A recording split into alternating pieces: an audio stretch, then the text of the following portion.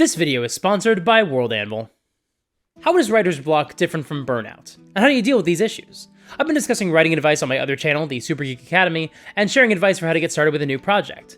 But this is a topic I wanted to cover here, because if you're a game master, you're constantly trying to be creative. You're either writing adventures, or you're adapting them to better suit your campaign, maybe you're developing magic items and monsters, maybe you're even building your own world.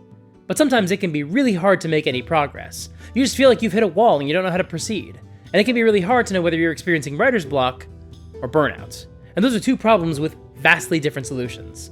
So today we're going to talk about the difference between writer's block and burnout, and how you can cure yourself of these afflictions and get back to doing the creative work that you love. And obviously all I can do is share my own perspectives on these issues, but my hope is that these definitions and suggestions might prove useful to you as well. If you like this video, you'll probably really enjoy my second channel, the Super Geek Academy. It's my new video essay channel, so if you like it when I discuss things besides D&D, you should definitely check that channel out. I should have a video going up there today about where you get your ideas when you're writing. It's sort of like a sister video to this one.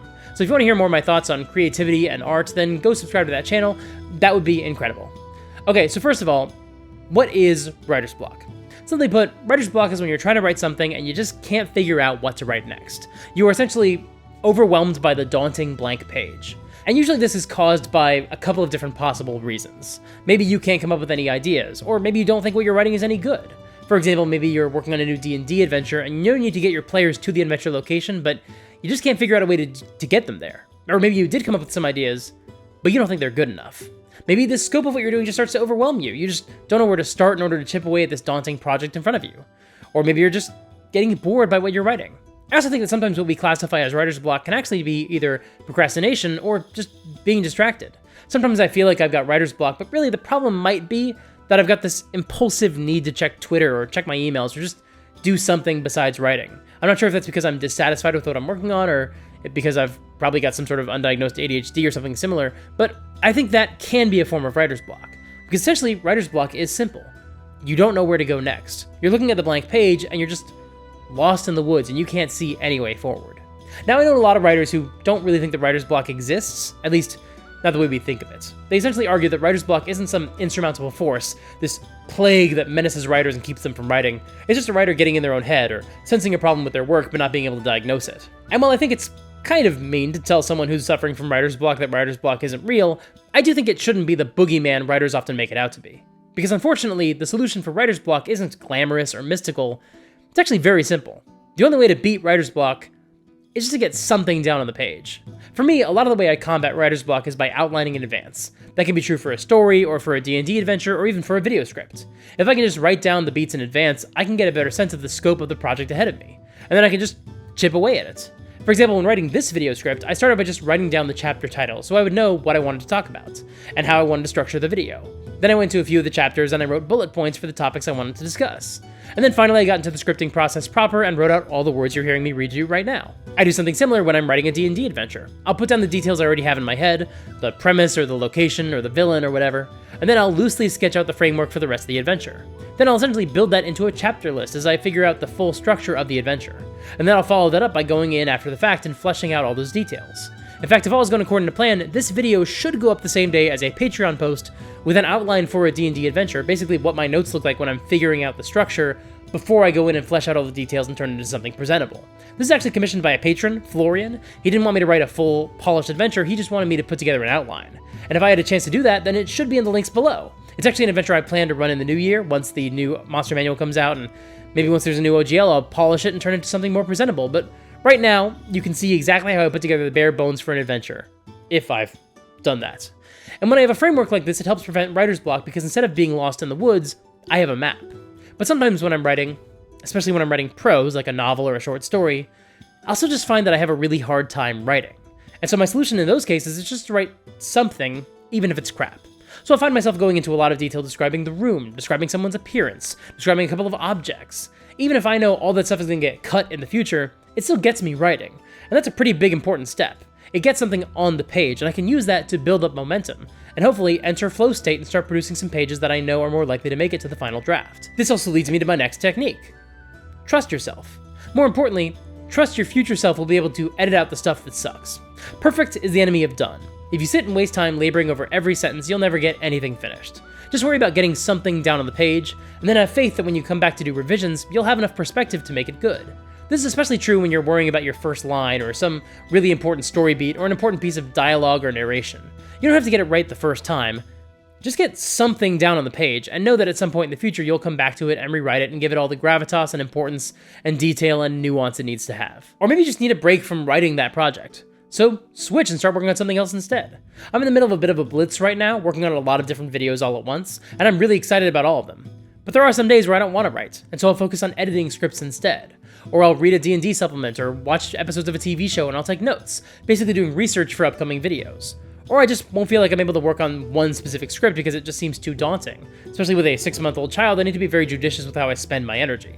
So I'll pivot from working on one script to working on another because that one feels easier to handle for whatever reason. And I'm able to do that because I have so many scripts in progress, because I'm working on so many things at once right now. I'm able to set one of them down for a couple of days and pick up something else for a while that first project cooks in the background. Because that's often what I find happens. Script number 1 is vexing me, so I put it down and I focus on script number 2. And as I'm working on that script, maybe once I've finished it and I'm doing something else, maybe I'm eating dinner or I'm in the shower, I'll get hit with an insight for how to fix the issues with script number 1. And of course, this next one is definitely not true for everyone, but for me, deadlines are especially motivating. Not just because you have this date that something has to get done by, but because having an end date means you can see the full scope of the time you have to complete something. It's not just, I have to have this video done by October 23rd. It's also, okay, I have to write, film, edit, and subtitle a video by October 23rd. I can do the subtitles that morning if I have to, they don't take that long, so I just have to have it edited by the night of the 22nd.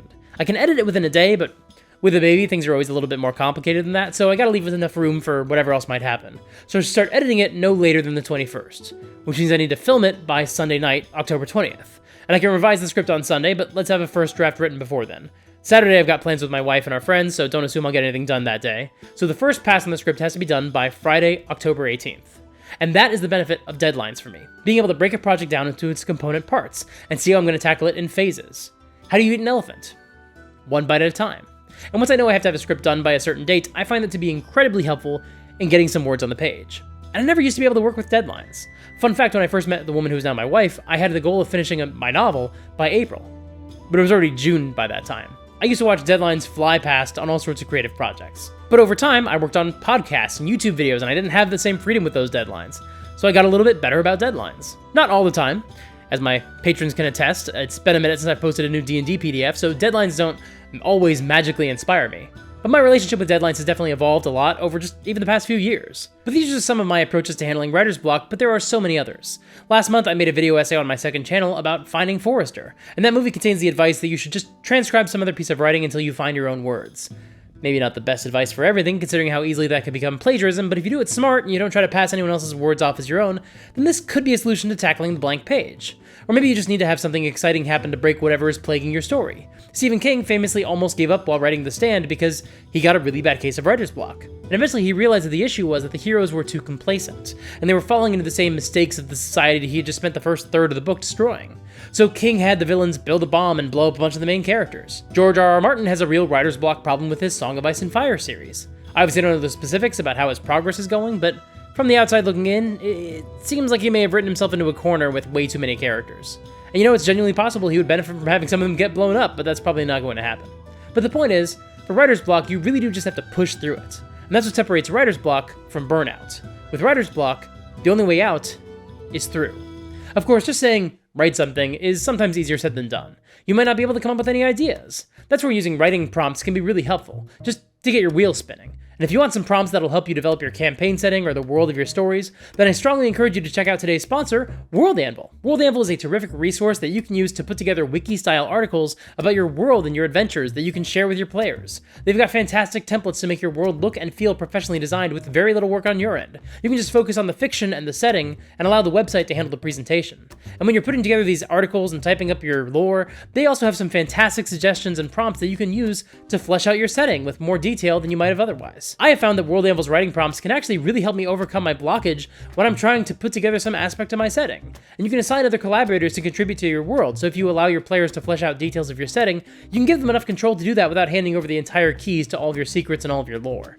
Additionally, if you're writing prose, like a novel or a short story, they actually have a whole section of their site where you can work on a manuscript. And so you can actually write your story while also being able to pull up articles and timelines and reference them as you work, because everything is in one place and it's all integrated.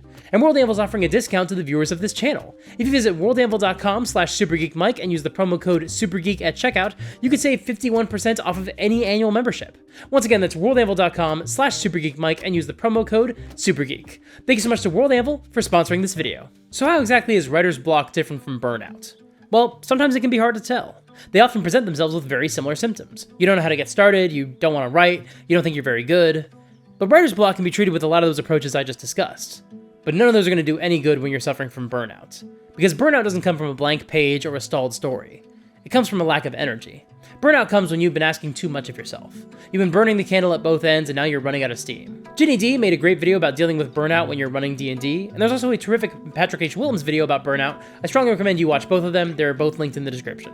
Usually burnout happens because we're just overworked and overtired. Even if something is joyful, like playing a game or making videos or writing, if we still put too much on our plates all at once, we can absolutely still burn ourselves out. And if you've heard some of my solutions for writer's block and they just filled you with dread, and the idea of implementing them actually made you feel a lot worse, that could be an indication that you're not suffering from writer's block, but instead you're just burnt out. That's not necessarily a guarantee. For example, you might always hit deadlines no matter whether or not you're burned out. But I find the idea of moving on to another project to be a really great indicator of whether or not you've just got writer's block or not. If you can't seem to move forward with one project, you can pick up another with no problem, and in fact it's actually exciting and invigorating in the way the first project wasn't anymore, then that's probably just writer's block. But if doing something new and exciting, something creative that you love to do, doesn't get rid of that paralyzing feeling of dread, then there is a pretty good chance that you're actually dealing with burnout. Now again, I want to be really careful here to say that this is just my perspective on how to tell. Everyone is different. You might not have the same symptoms as me, so burnout might look different to you. But for me, when it's not any one individual project that's got me stalled, but instead all of them are stressing me out, then that's a pretty good indication that I'm already burned out. And unfortunately, every solution to writer's block, to push through it, to write something else, to start something new, is just going to make burnout worse. Because with writer's block, the only way out is through. But with burnout, the only way to win is not to play. So I have 3 big pieces of advice for how to combat burnout. The first is to take a break. Whatever you're working on is not more important than your mental and physical health. A couple of weeks ago, everyone in my house was sick as a dog, and so while I hate not feeling productive, I knew I wasn't going to be any use to anyone if I tried to power through it and keep working. I was going to burn myself out if I tried to be creative while also struggling to take care of my entire family, while also fighting off a cold myself. So just hit pause on everything. When you're burned out, you just need to stop the ride and get off for a while. Give yourself a break, take some time, and just allow yourself to be a human being for a change. Go outside, go to the beach, hang out with your friends, do a puzzle, snuggle with your partner and do some smooching, or just curl up on the couch with a mug of hot cocoa. But whatever you do, just relax. The second step is to refill the well. That's a fancy term for when writers just read books or watch TV and movies. If you're a game master, watch an actual play game, or play a game as a player, or watch a fantasy movie. But whatever you do, don't do it because you're taking notes for an upcoming project or game. Just do it because it's what you enjoy. You can't just keep cooking up new content endlessly without putting anything else in the tank, because eventually, you'll run out of fuel. And when humans run out of fuel, they don't slowly come to a stop. They burn out, they hit a wall, they melt down. If you keep pushing yourself indefinitely without taking time to rest, you're gonna do some serious damage to your body and your mind. Sometimes you just need to take a day, or a week, or a month and just recharge your batteries. Refill the well. Soak in a whole lot of movies and TV shows and books and stories. Allow your creativity to begin to get renewed by seeing other art. And finally, the most important advice I have for you here is just to be kind to yourself. Despite the litany of mixed metaphors about cars and batteries, you are not a machine. And nobody reasonable expects you to keep going until you burn yourself out. You cannot just continue to write or be creative indefinitely, especially if you've hit a wall. Trust me, I know how hard that is. Sometimes we don't want to accept that we can't do something. Even if your day job isn't writing or making videos like mine is, we're still talking about something you're passionate about. And it's so hard to admit that you need a break from something you love doing. And in fact, in our culture, it's so tempting to judge yourself and feel like a failure because you couldn't keep up the pace indefinitely. But nobody can just keep going forever.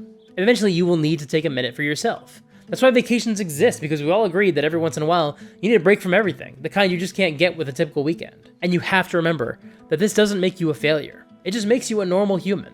And we need to normalize talking about how artists and creatives aren't machines. And in order to do our best work, we have to sometimes take a break and just be normal humans for a while. It doesn't do any of us any good to treat that as some sort of moral failing. Thank you so much for watching. I truly hope this video helped you, or that you remember this advice if you're having a situation someday where you need to hear it. And if you want to share this advice with others, then the best way to do that is to like the video and subscribe to the channel. Videos like this that aren't exclusively about D&D are always kind of a risk. Sometimes my audience really responds to them, and other times they go over like a lead balloon. But if a bunch of you like the video and leave nice comments, that helps a lot with getting this video in front of more people. If you're able to support the channel financially, and no pressure if you're not or don't want to, but if you're able, consider signing up for my Patreon or becoming a YouTube member.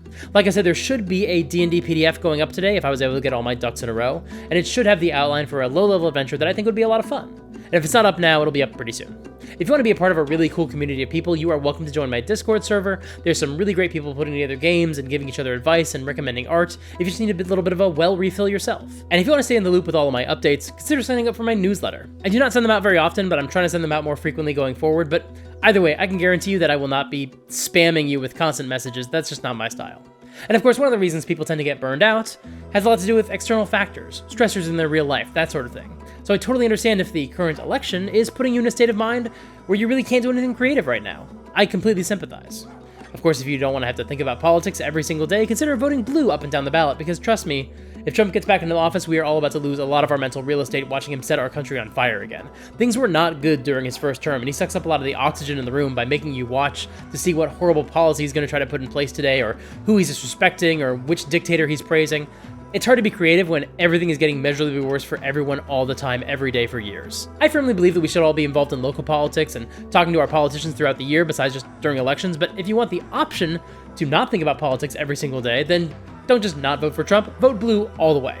If you want to see more stuff from me, like I said, I actually just put out a video on my second channel talking about the big question writers seem to hate answering.